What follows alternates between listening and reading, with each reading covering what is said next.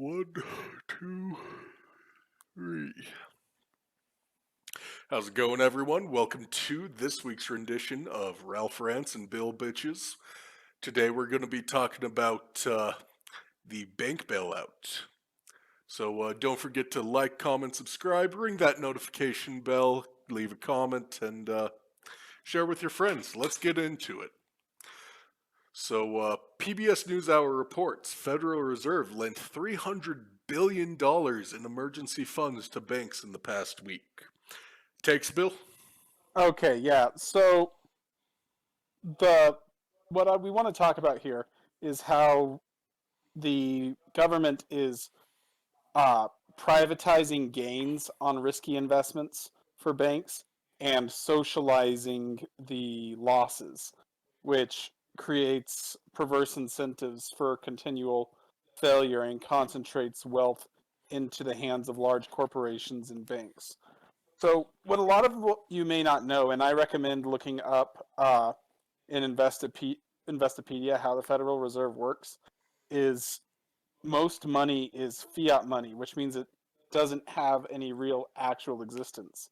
It's the the Federal Reserve loans money to banks, which the banks then loan out to people, and this money's all digital. It's not hard money or anything, even just paper.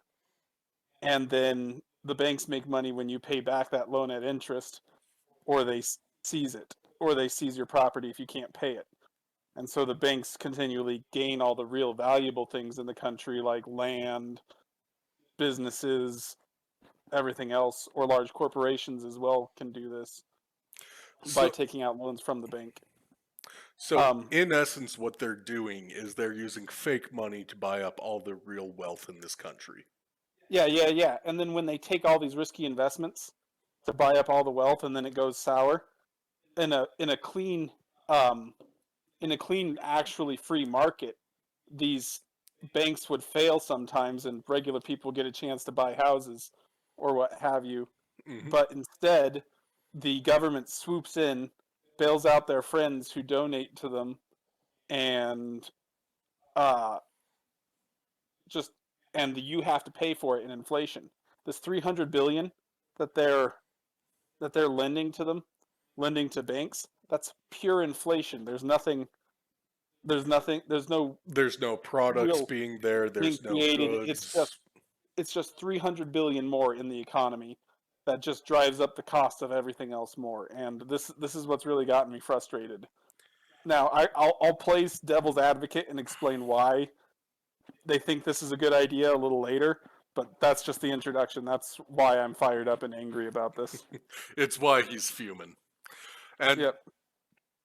so, I mean, this isn't even the first time they've done this. They've been doing this year after year for how long, just printing fake money. Oh, like if you remember the bank bailouts back in 2008, that was a big example.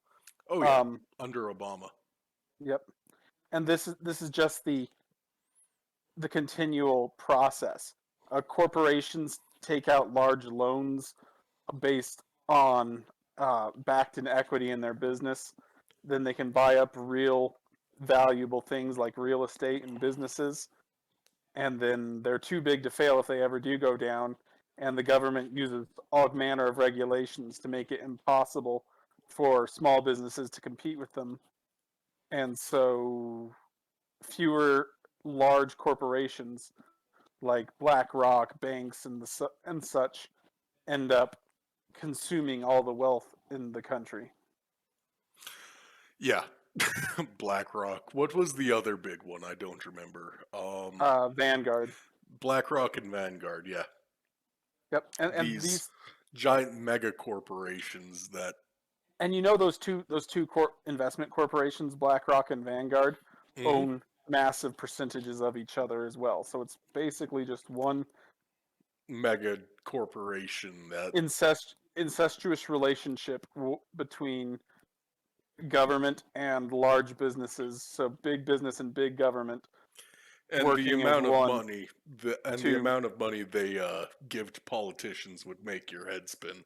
that's what I was saying, where it's like That's why I called it an incestuous relationship, because they work as one. Yeah. They work to each other's benefit.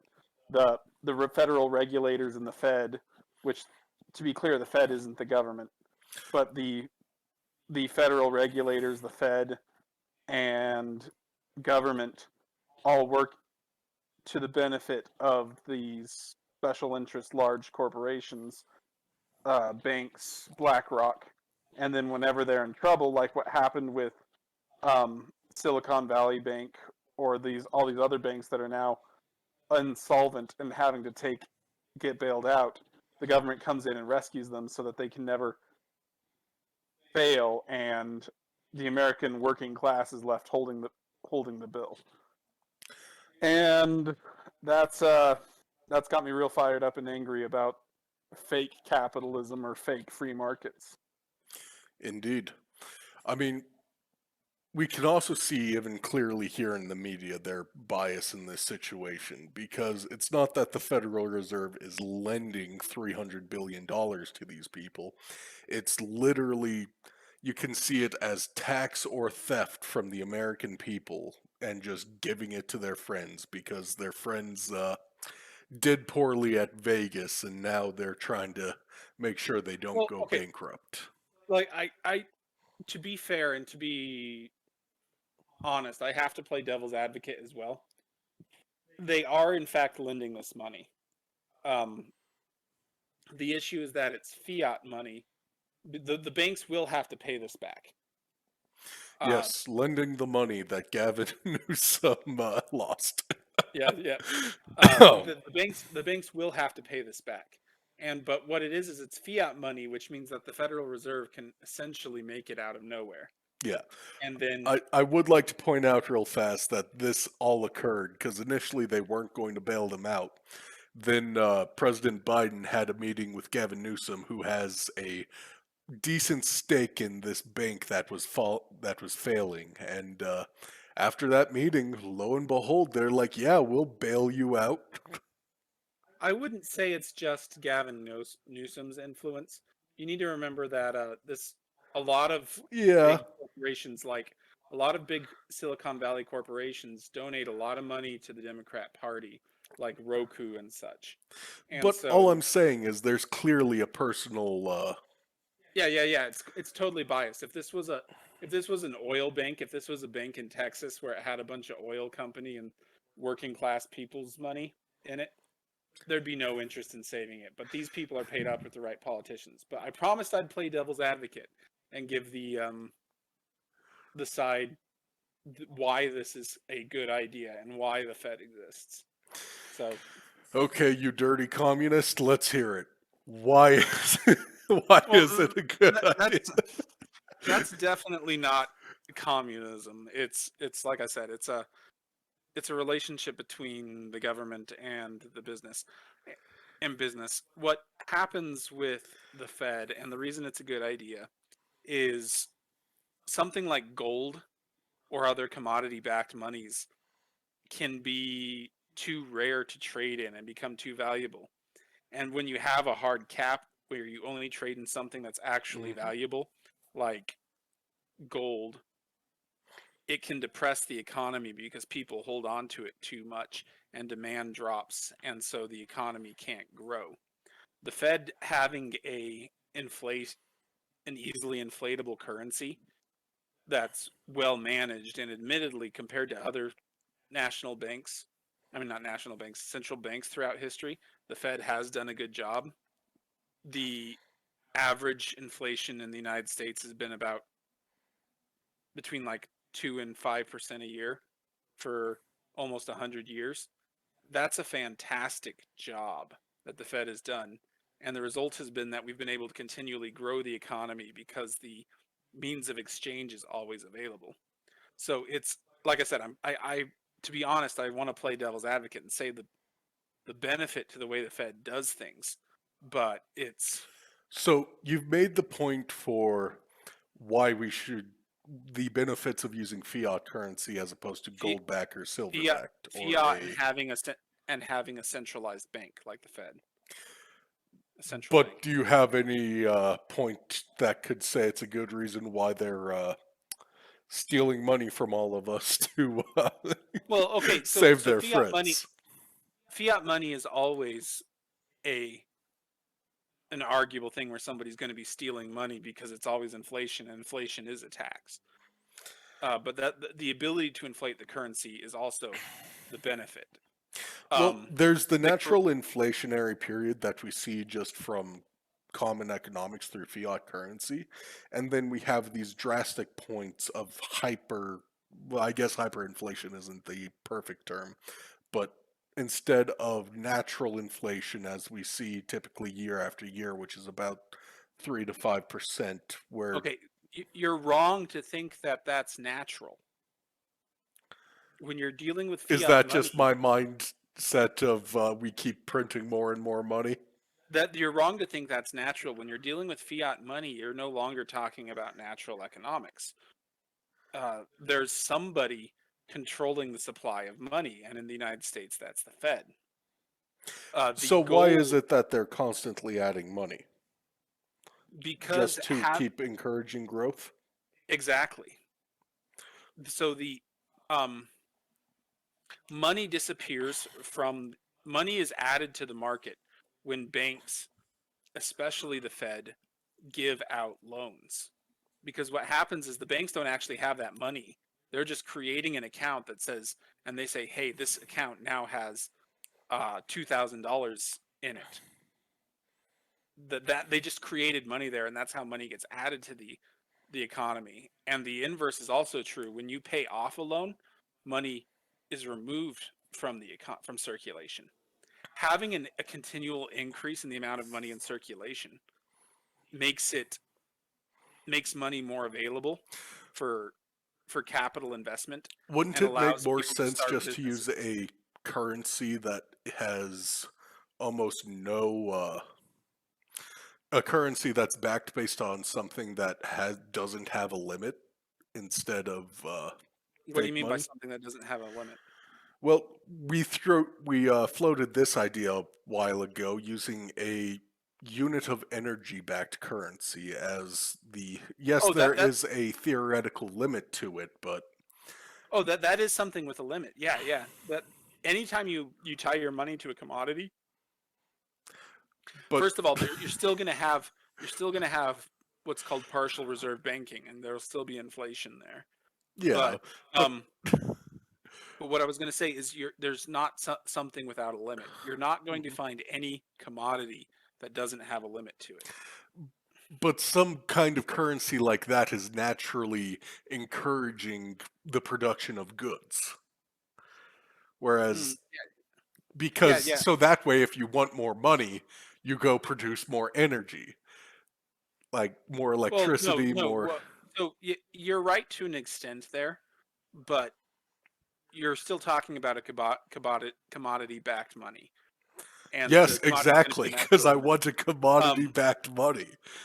then Because, that would still largely depress the potential for economic growth. So you'd lose the advantages, or what you'd do is you'd have less. You'd have to reduce the percentage that banks have to hold on hand to give out loans in energy bills. So no matter what happens, you're going to have some inflation I mean, you there. keep But saying that, but I'm not hearing a downside yet. no, the downside is that you couldn't control it as well as the Fed has done over the last few hundred years. Not few hundred years, the last 100 or so years, less than 100 years. So the Um, downside is you're saying that these people I don't like that they exist couldn't control it. well, the result would be that you couldn't grow the economy as quickly as we've been able to in throughout history, and I guess. that large growth of the economy has been in part what's enabled the American people to enjoy a large um, High standard of living. high standard of living. Yes. Now the downside is the fact that the Fed is obviously corrupt and rigging the system in favor of large corporations, where we don't have anything remotely close to a free market. And at this point, I mean, like, eventually, though, they're just going to keep kicking this problem down the road until we get a case of hyperinflation like we see with every other major yeah, yeah, yeah. inflationary currency. And that's why the Fed was trying to slam on the brakes on the economy by raising interest rates until the banks started failing, and then they decided to just inflate the currency some more. This whole Uh, system seems like, yes, it lets you build up fast, but man, when it crashes, does it crash? yeah, that's a real risk. The um, the Fed was trying to raise interest rates to get a handle on inflation. But again, they were trying to get a handle on inflation by punishing the working class, people who have to work for money. The, just letting these banks collapse and these businesses would have been a good way to allow the economy to reach an equilibrium without purposely hurting the working class, which is why it really annoys me that they're another reason why it really annoys me that they're moving in to support their crony friends. Um, Hmm. because because if they had just let Silicon Valley take a hit, that would have been the economy trying to readjust towards equilibrium, but instead they're just going to pass the cost off to the American working class. And this is why this whole thing is really ticking me off, despite the fact that I understand why the system exists. Most of my life, I've actually been I guess what you could say, a Fed apologist. But in the since uh, since COVID, about the time of COVID, my trust in the people who manage our systems Well, has dropped a quite lot. quite clearly, it's a system that's prone and riddled with corruption. Yep, yep. It's big government and big corporations work together to support each other's interests. It's quite annoying to me. I mean, Um, in terms of solving the issue, going towards a commodity-backed money is an option, or well, in it's not like principle. we wouldn't see economic growth because as newer technologies get developed, like Yep, I was you're right. saying with You're the right. You're energy-based absolutely. currency, as newer technologies get developed, or as we hopefully finally go towards more of a nuclear energy-based system, which we should have been doing for a long time. You're right. The economy would still grow. It's just that you wouldn't have as much opportunity for growth. Um, And also during downturn periods, you wouldn't see people getting kicked in the face nearly as bad. I think at a principle level, this is taking a step back and starting to look at the problem and in terms of base principles and what we need to focus on to fix it. Classically, the left wing in the United States fears big corporation power, although that's no longer true, and the right wing fears big government power. Perhaps we need to just learn to fear big power in general, Yeah, I mean, as it's big economic. seen, We should, the Democrats have become very much more authoritarian, big corporation, big government, and strangely, the populist right, the Republicans, have become very libertarian minded. And, well, I mean, mind you, I say libertarian in the idea of super small government, mom and pop shops is how the way it should be, not libertarian jumping out on stage naked. yeah. Um, there's a lot going on here, and I'm not even totally against government influence in people's lives and in economics, but I feel like it all should all be small government, local government, and Well, limited.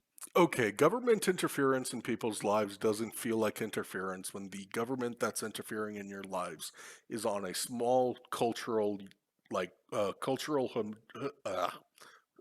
homogenous area, you know? Like, with everyone in the local region has the same ideas and the same beliefs and moral foundings and moral systems, then the government imposing those moral systems and moral beliefs won't feel like it's infringing on people.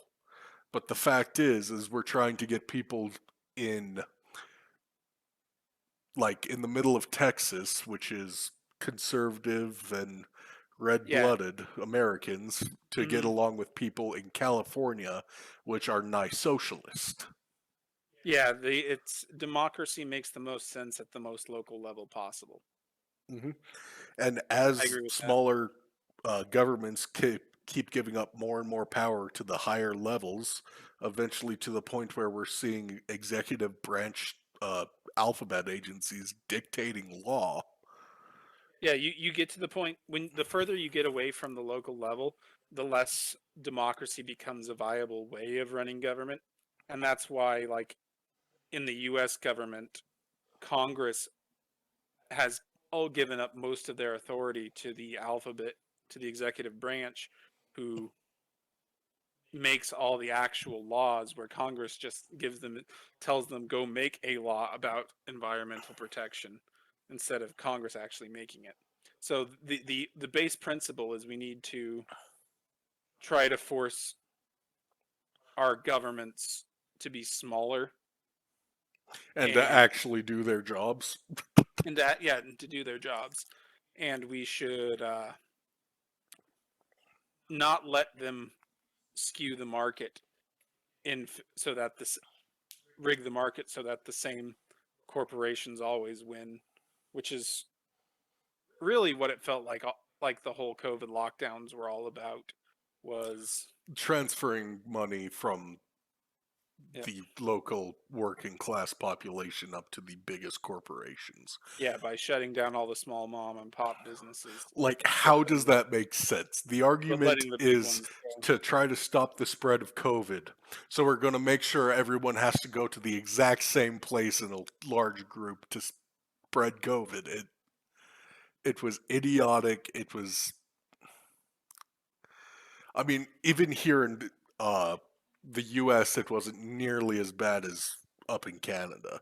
For a And while Australia. there, oh man, Australia was bad. For a while up in Canada, they were stopping people from going into grocery stores to buy groceries if they didn't have their vaccine passport. Like, Yeah, can yeah, you but imagine? Like, we're drifting off topic. you're right. Did you have more you wanted to talk about the banks? We can talk about the specifically Silicon Valley Bank and how that happened. Um, well, I'm not exactly familiar with how the bank fell and collapsed, but Oh, so what happened with Silicon Valley is they were making riskier and riskier uh, investments. investments to try to make up for the fact that they couldn't make a lot on interest, and they were still trying to make money because the Fed had depressed all the interest rates. Hmm. And one of those risky investments that they decided to do was treasury bonds, which is normally a really, really safe, considered a really safe investment. But for people that don't know how treasury bonds work, if the interest rates go up in the future, the value of the treasury bond that you bought when the interest rates were low goes down, because the same $100, if you're going to buy a bond that had a low interest rate, or a bond that had a high interest rate now that's just coming out, you're going to buy the high interest rate one because it's going to be worth more at the end. It's a safe investment. You're going to get your money back. But if the interest rates go up, all the old bonds that had a low interest rate are now worth less. And that's one of the big things that hurt Silicon Valley Bank, is that on top of the um, fairly risky investments they had in tech startups and the like, they put a lot of their money into what they considered cash equivalents that would still make money interest, which are these savings bonds.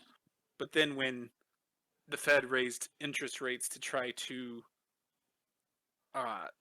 stem inflation, because interest rates had been almost zero since 2008, all the bonds that Silicon Valley Bank had on hand became worth less and couldn't support their liabilities anymore. So what you're saying is they messed around and then they found out. Yeah, yeah. And that's And the then and now the whole banking industry has acted in a similar kind of way, taking undue risks. And my belief is that they all knew that any losses they incurred would all be bought out. Like there was, I think I read about one recently in New York that had taken a lot of small loan risks on taxi drivers and such, Mhm. and just failed as well. So it's the whole it's a whole, which gets back to the point that we were talking about, At the is beginning, they're which is that privatizing the profits of their they gambling pri and yeah, then socializing the giving the losses. leniences. It really is like if your friend can go to Vegas and all his winnings he gets to keep, but all his losses he gets to share out across everyone in the neighborhood. It incentivizes him to go to Vegas and be risky, right? And take stupid bets. Yep. And the result is we all lose. Yeah, and politicians still get their pockets stuffed. Yep. And so what do we do about it? Let's talk about solutions. Well, I say we put in place stricter fundraising laws and term limits. Definitely term limits. I don't know if term limits would do any good. Oh, I'm just saying I want term limits. I'm Like I honestly don't think that term limits would do any good. I think you'd just be giving more power to the alphabet agencies well. over the So elected officials. once again, ideally, my perfect world, like 95% of the alphabet agencies get dissolved. Hmm. Like the ATF, alcohol, firearms, tobacco, should be like a small convenience store. Yeah, yeah. Um, But in in terms of economic solutions, systematic solutions, I've really started to lean more towards dissolving the Fed, getting rid of the Fed, going back to a commodity-backed monies. And it doesn't have to be gold. It could be silver. It could be copper. It could be, like we've talked about before, a energy energy-backed based. energy-backed ones, where a note is worth one note is worth 1 kilowatt hour of energy, and then effectively power companies slash oil companies would also function as banks at that point.